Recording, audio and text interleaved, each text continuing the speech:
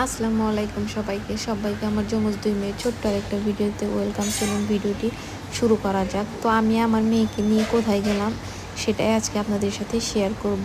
তো অনেক দিন হলো বাহিরে ঘোরাঘুরি করা হয় না, মেয়ে দুটা একদমই পাগলের মতো করছে বাসায় থেকে, শুধু ছটফট করছে আর কোথাও যেতে চাইছে।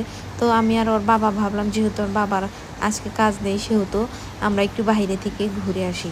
তো বলা মাত্রই চলে গেলাম। তো এখানে আমাদের বাসার নিচে গাড়ি গিয়েছিল, তো আর বাবা গাড়িটা রেডি করছিল আর ওরা দেখেন একটা অটোর ভিতরে গিয়ে উঠে পড়েছে।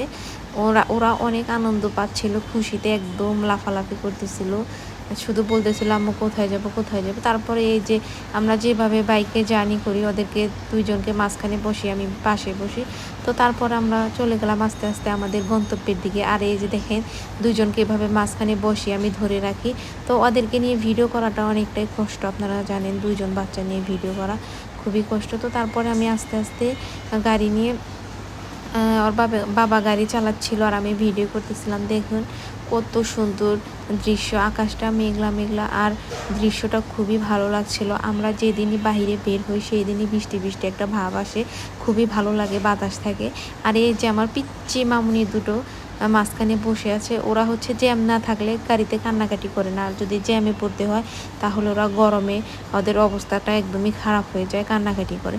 তো আমরা যে জায়গায় যাচ্ছি সেটা হচ্ছে আমার খালার বাসায় যাব আমরা আজকে। সেটা হচ্ছে মৌচাক, আমার খালার বাসা। আমাদের বাসা হচ্ছে মিরপুরে আর আমার খালার বাসা মৌচাকে। তো মিরপুর থেকে মৌচাক যেতে যদি জ্যাম না থাকে 1 থেকে 1.5 ঘন্টা সময় লাগবে। তো জ্যামে পড়তে হবে দেখে আমরা দুপুরের দিকে রওনা দিয়েছিলাম। যেতে যেতে আমাদের ঠিক 1 থেকে 1.5 ঘন্টায় সময় লেগেছিল, বেশি একটা জ্যাম ছিল না, শুধু একটা সিগন্যালে বসেছিলাম। আর আশেপাশের দৃশ্যগুলো এত সুন্দর লাগছিল, মাশাআল্লাহ আপনাদের সাথে শেয়ার করলাম। আসলে আল্লাহর সৃষ্টির কখনো তুলনা হয় না, অতুলনীয় লাগছিল, তাই আপনাদের সাথে ভিডিওগুলো শেয়ার করলাম। আর গাড়িতে 2 মামুনিকে ধরে রাখছি প্লাস ভিডিও করছি, খুবই কষ্ট হচ্ছিল, তাও ভিডিও করছি যে না আপনাদের সাথে ভিডিও শেয়ার করতে পারবো। তারপরে উপর দিয়ে একটা মেট্রো যাচ্ছিল, আমি ভিডিও করতে পারলাম না যেহেতু আমার 2 মামুনিকে ধরে রাখতে হয়েছিল এই জন্য। আর এটা হচ্ছে বিজয় সরণিতে, এখানে প্রতি বছর সম্মেলন কেন্দ্রে একটা মেলা হয়, আন্তর্জাতিক বাণিজ্য মেলা। তো এবারও মেলা হয়েছে, কিন্তু দুঃখের বিষয় আমি আমার মামুনিকে নিয়ে আসতে পারিনি কারণ ওরা খুবই অসুস্থ ছিল। তো আমরা যাচ্ছি আস্তে আস্তে আমাদের গন্তব্যের দিকে। আমি ভিডিও করতেছিলাম, খুবই কষ্ট হচ্ছিল এক হাত দিয়ে ওদেরকে ধরে রাখা আর এক হাত দিয়ে ভিডিও করাটা। আজকে কপাল ভালো ছিল যে রাস্তাঘাটে জ্যাম ছিল না, রাস্তাঘাটে জ্যাম থাকলে তো 2টা বাবুকে নিয়ে আমার অবস্থা একদমই খারাপ হয়ে যায়। তো কপাল ভালো আজকে রাস্তাঘাটে জ্যাম ছিল না, শুধু একটা সিগনালে বসেছিলাম। তো আশেপাশে সুন্দর দৃশ্যগুলো দেখছিলাম, খুবই ভালো লাগছিল, উপভোগ করছিলাম। আমার 2 মেয়ে খুব মজা পাচ্ছিল যেহেতু মেঘলা মেঘলা আকাশ, খুব একটা গরম নেই। তো আমিও সুন্দর করে ভিডিও করতেছিলাম, দেখেন আপনারা দৃশ্যগুলো কত সুন্দর লাগছে। তো সামনে জ্যামে পড়তে হবে। তারপরে এই যে সুন্দর আরেকটা দৃশ্য আপনাদেরকে দেখায়, আপনারা অনেকেই যারা ঢাকার ভিতরে থাকেন তারা এইসব জায়গার সাথে খুবই পরিচিত, প্রতিদিন যাতায়াত করেন এইসব জায়গাতে।